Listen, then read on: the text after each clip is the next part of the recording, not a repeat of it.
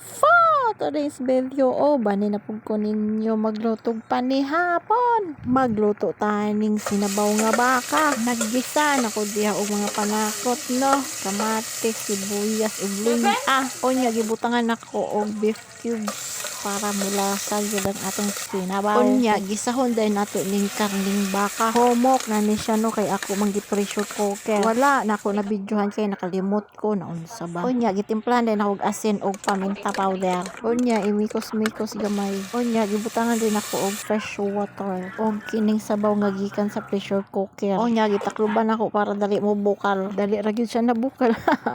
Ilunod din ang tanglad. Onya, gitakluban na pod para mugawas ang baho sa tanglad. Para mabahoan sa atong silingan.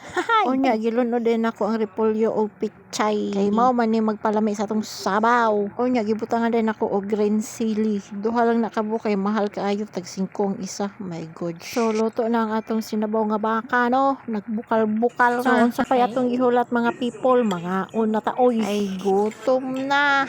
First bite sa repolyo pag kalami na lang gayod. Oy, kauban day na ako si Snow White diha nagkaon, no. So kamera duha diha nagkinan-anay sa sinabaw, no.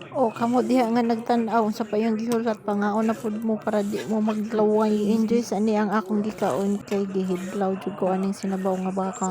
Toyo, kalamansi og sili day ang akong sausawan dira, no. Ay kalami na lang gayon. Mga butod dapod niya ang atong tiyan ani kalakihan ni. May pa-zoom pang nalalaman para lang makita ang hungit ba. So busog na ko ana diha nga time, no.